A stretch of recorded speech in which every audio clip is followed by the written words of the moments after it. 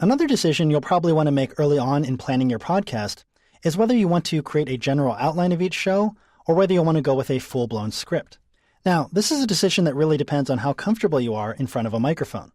If you're familiar enough with your topic and you can speak or riff on a subject without stopping and starting or saying a lot of ums or uhs, then you can probably just use a brief outline of talking points for your show. For example, maybe something like this. So for some people, this list of talking points is plenty of information. They can take this and run with it. Generally, people who have had a good deal of experience behind a microphone or with public speaking can work like this. On the other hand, if you're really more of a writer, or if you haven't done much voice recording or speaking, you'll probably feel more comfortable writing a detailed script.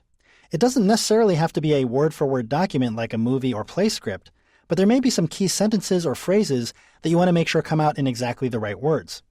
You could start with a basic outline like this one, but once you flesh out the main sections of the show, you might want to start writing down details like this. Here I've written out what I'm going to say. I don't need to stick strictly to this, but by writing out actual sentences, I won't find myself stumbling for words, and I can plan out the structure of my show much more than I could by just using an outline. Again, how much you write depends on your level of comfort with talking off the top of your head. For instance, here I wrote a note to myself to talk about which clubs I visited this week and to use that to preview the upcoming club review segment. And down here I did the same thing. You get the idea. Again, this is just an example of a way you could prepare for your podcast. I think it's important to have at least something written down in front of you, though. Only the very upper echelons of broadcasters can sit there with nothing to read from and still be interesting. But if you're not that person, don't worry about it. No one's going to know you're reading off a sheet. It's audio. Remember, this isn't live radio. It's a recording.